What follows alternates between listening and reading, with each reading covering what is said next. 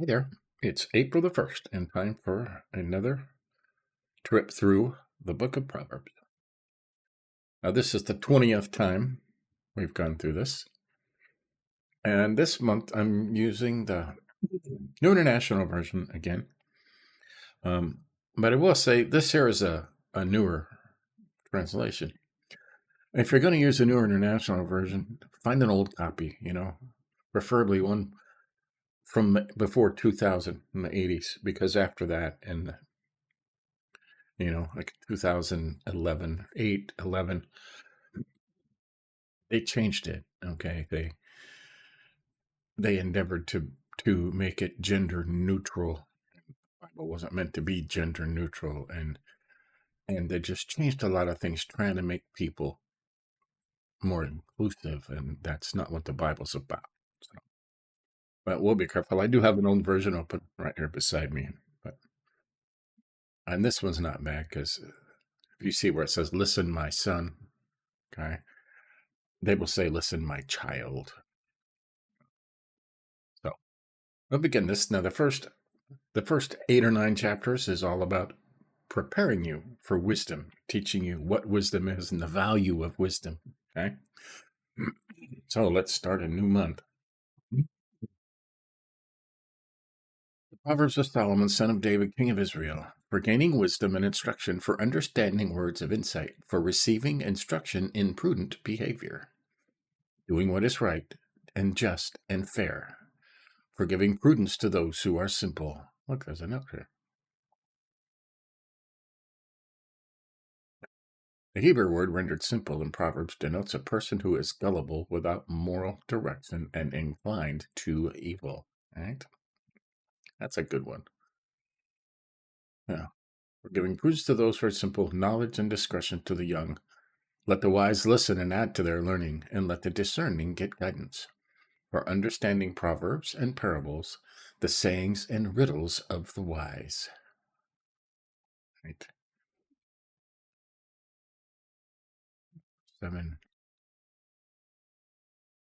Fear of the Lord is the beginning of knowledge, but fools despise wisdom and instruction.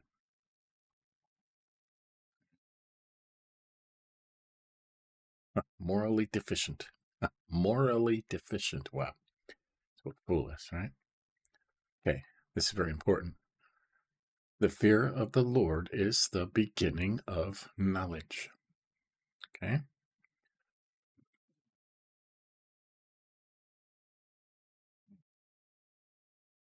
Prologue. Now I'm going to open another one here.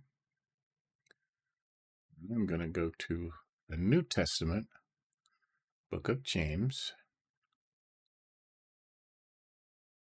And 5. See, it's already highlighted here. Now, the fear of the Lord is the beginning of knowledge, right? Fools despise wisdom and instruction.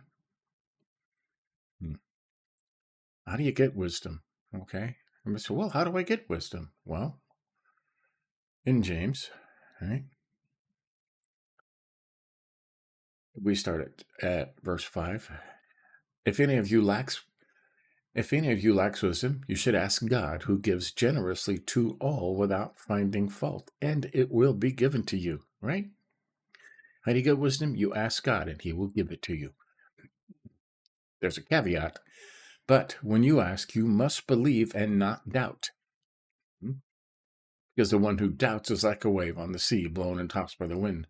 That person should not expect to receive anything from the Lord. Such a person is double-minded and unstable in all they do. Right? Right. If any of you lacks wisdom, ask God, who gives generously to all. But when you ask, you must have faith and not doubt that he will. Or if you have any doubt, you won't get anything. It's that way with all prayers. Okay? So, fear of the Lord, reverence, awe, following is the beginning of knowledge. Right? Faith, right? And no doubt, you'll get wisdom. Hey. Prologue. warning against the invitation of sinful men. Okay, and he will talk about this over and over again. Listen, my son, to your father's instruction, and do not forsake your mother's teaching. They are a garland to grace your head, and a chain to adorn your neck. My son, if sinful men entice you, do not give in to them. If they say, come along with us, let's lie in wait for innocent blood. Let's ambush some harmless soul. Let's swallow them alive like the grave, and whole like those who go down to the pit. We will get all sorts of valuable things, and fill our houses with plunder. Cast lots with us, and we will share the loot. Loot. Like that. Of one purse. I keep the $15.99 Geneva Bible over here because I like it, and it has the most wonderful footnotes that were included in the original, printed in the margins in the original $15.99 Bible when they first printed it. Then it was probably copied, but hey, verse 13. My son, do not go along with them. Do not set foot on their paths, for their feet rush to evil. They are swift to shed blood. How useless to spread a net where every bird can see it. These men lie in wait for their own blood. They ambush only themselves. Such are the paths of all who go after ill-gotten gain. It takes away the life of those who get it. Right? People who steal takes away their own lives. Okay, wisdom's rebuke. He will talk about this over and over again, too. Now, we found out in our studies that Jesus was wisdom, okay? Paul says this. Jesus was wisdom personified. Even though Solomon uses the female context to talk about wisdom, okay, he's talking about Jesus. And if you think Jesus while you're reading this, suddenly everything will come alive, okay? Out in the open, wisdom calls out loud. She raises her voice in the public squares. On top of the wall, she cries out. At the city gate, she makes her speech. How long will you who are simple love your simple ways? How long will mockers delight in mockery and fools hate knowledge? Repent at my rebuke. Then I will pour out my thoughts to you. I will make them known to you my teachings. But since you refuse to listen when I call, and no one pays attention when I stretch out my hand, since you disregard all my advice and do not accept my rebuke, I, in turn, will laugh when disaster strikes you. I will mock when calamity overtakes you. When calamity overtakes you like a storm, when disaster sweeps over you like a whirlwind, when distress and trouble overwhelm you. They will call. Then they will call to me, but I will not answer. They will look for me, but will not find me. Since they hated knowledge and did not choose to fear the Lord, right? Since they would not accept my advice and spurn my rebuke, they will eat the fruit of their ways and be filled with the fruit of their schemes. For the waywardness of the simple will kill them, and the complacency of fools will destroy them. For whoever listens to me will live in safety and be at ease without fear of harm.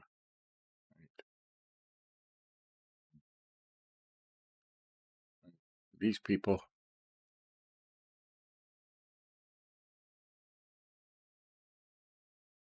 wouldn't listen to Jesus, right? They will eat the fruit of their ways, be filled with the fruit of their schemes. For the waywardness of the simple will kill them, and complacency of fools will destroy them. Is this about Jesus? Whoever listens to me will live in safety and be at ease without fear of harm. So that's chapter 1. It's the beginning, just an introduction, right? It's real simple. We can go over the highlights. The fear of the Lord is the beginning of knowledge, right? But fools despise wisdom and instruction. And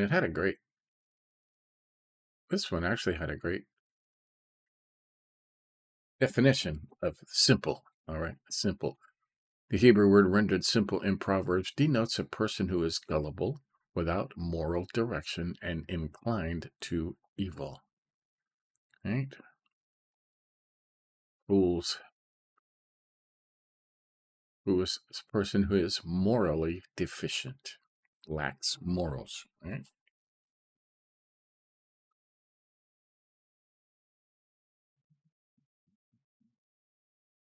Yeah, if there's any notes over here. Simple sharpness of wit. To such as have no discretion to rule themselves. Covered. Wisdom.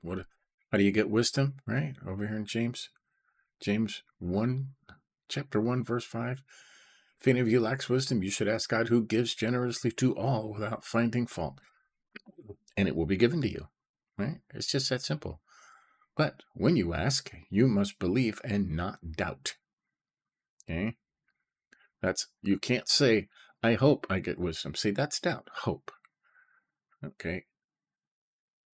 You have to say, I know. I have faith. I ask for wisdom. God will give me wisdom. End of story. Right? Oh.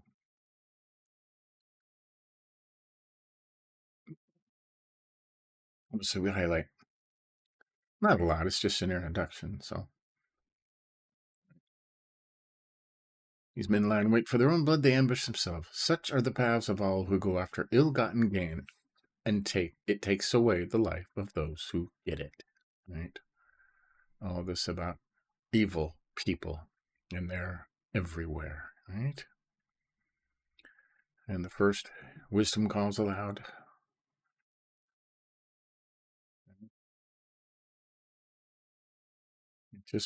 Wisdom just wants you to listen to wisdom, right? Jesus wants you to listen to him, right?